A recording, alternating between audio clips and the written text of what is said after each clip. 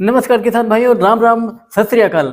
आज का वीडियो शुरू करने से पहले आपको बता दूं कि पिछले वीडियो में मैंने बताया था कि गेहूं में क्या क्या बीमारियां आती हैं, तो मैंने एक दो एग्जाम्पल दिए थे। लेकिन इस वीडियो में मैं कंप्लीट इन्फॉर्मेशन दूंगा कि गेहूं की फसल में क्या क्या बीमारियां लगती हैं। पहला तो दीमक, जो मैंने पिछले वीडियो में जिक्र किया था।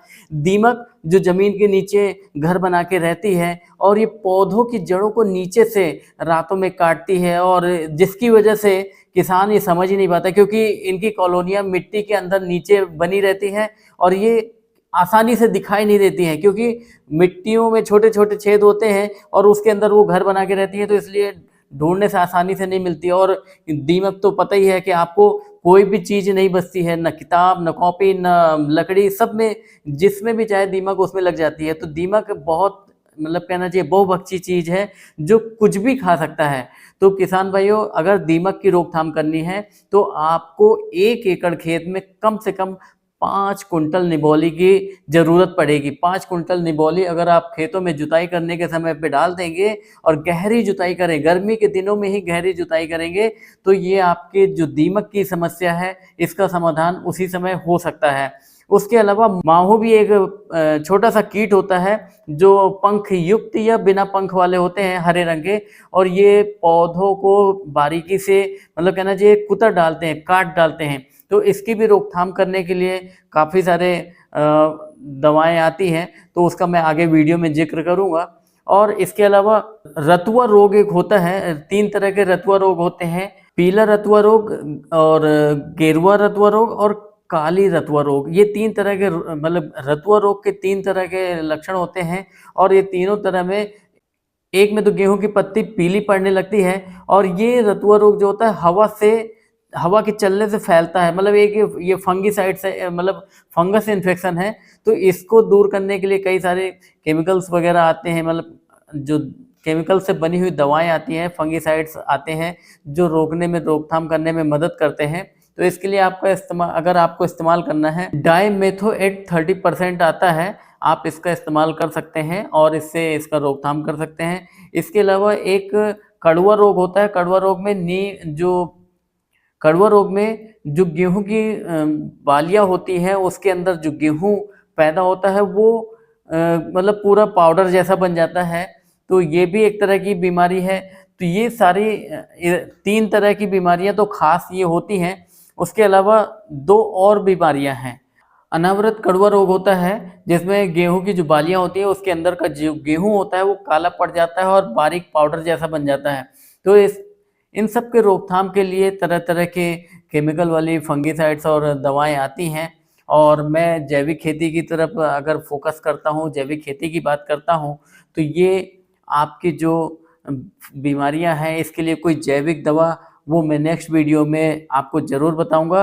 और ये सारी बीमारियों को रोकने के लिए सबसे बढ़िया है कि आप AWPL की जो एग्रो 90 का इस्तेमाल करते हैं वो समय रहते अगर कर दें। एग्रो 90 और PGPR का अगर समय रहते आप स्प्रे कर देंगे तो उनके अंदर इम्यूनिटी पावर बढ़ जाएगी, और इम्यूनिटी पावर बढ़ जाएगी तो ये जो फंगस इन्फेक्शन वगैरह हैं ये नहीं होंगे। हाँ, जो कि माहू जैसे रोग हैं या दीमक है, इसके लिए तो आपको AWPL की दवा काम नहीं करेगी, क्योंकि ये स्प्रे करने से पौधों के ऊपर से आप स्प्रे करेंगे तो उनके अंदर जाएगी और अंदर से इम्यूनिटी बढ़ाएगी।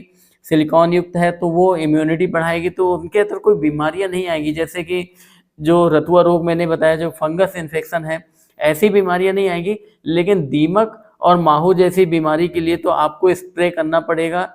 आपको कोई ना कोई, जैसे कि मैंने नीम की निबोली का प्रयोग करने के बताया, जिससे कि आप दीमक को कंट्रोल कर सकते हैं। माहू के लिए कोई ना कोई केमिकल वाली दवाएं आती होंगी, आप उनका स्प्रे कर सकते हैं। हालांकि वैसे बहुत जगह मैंने सुना है कि नीम की पत्तियों को पीस कर और उनका स्प्रे करने से आप इस पे कंट्रोल कर सकते हैं। एक ये भी कहा जाता है आयुर्वेद में, खेती बाड़ी के सिलसिले में एक बात ये भी कही जाती है कि जो चीज़ें गाय नहीं खाती है, अगर आप उन चीज़ों को पीसकर उनका पेस्ट बना लें और पानी में मिक्स करके स्प्रे कर दें तो कई सारी बीमारियां नहीं लगेंगी।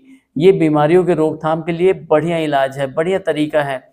और किसान भाइयों, AWPL की जो खाद है, बोवीटा, इको हरियाली, PGPR और एग्रो 90, ये चारों अपनी जगह बहुत शानदार हैं, बहुत अच्छी हैं। गेहूं की फसल में शानदार रिजल्ट दे रही हैं। और जुताई के समय जैसे आपने पिछले वीडियो में मैंने बताया था, तो आपने अगर डाल दिया है और स्प्रे अभी नहीं किया है तो अभी भी समय है, आप 2 बार स्प्रे करते हैं, एक अभी कर सकते हैं और एक 15 से 20 दिन बाद स्प्रे कर सकते हैं। इससे गेहूं की बालियां शानदार निकलेगी, कंसे काफ़ी सारे निकलेंगे। अगर कंसे अभी नहीं निकले हैं तो अभी भी समय है, स्प्रे करेंगे, कंसे अच्छे निकलेंगे और कम से कम 25 से 30 कंसे निकलने की संभावना है। मैंने कई सारे वीडियो गेहूं के पोस्ट किए थे जिसमें 30 कंसे भी, 30 और 40 कंसे भी निकले हैं। तो AWPL की खाद से सारी चीज़ें संभव है। जब 30-40 कंसे निकलेंगे तो पैदावार ऑटोमेटिक बढ़ जाएगी। तो किसान भाइयों, स्प्रे करने से ज़्यादा फायदा होता है छिड़काव करने के मुकाबले। छिड़काव केवल पहली बार किया जाता है जब गेहूं लगाया जाता है, जब गेहूं की बिजाई की जाती है उस समय।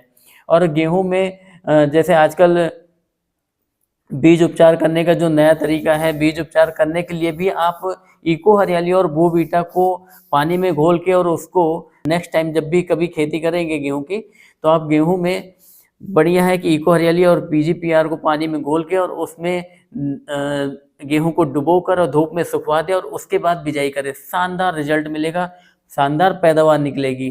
तो किसान भाइयों, वीडियो बनाने का यही मतलब है कि जिससे आपको बीमारियों का तो पता चले ही। नेक्स्ट वीडियो में जैविक दवाइयाँ बताऊंगा जो कि पौधों की बीमारियों के रोकथाम के लिए, गेहूं की बीमारियों की रोकथाम के लिए कारगर साबित हो। तो वीडियो अच्छा लगा हो तो इसे लाइक करें, शेयर करें और चैनल को सब्सक्राइब जरूर कर लें। तब तक के लिए गुड बाय।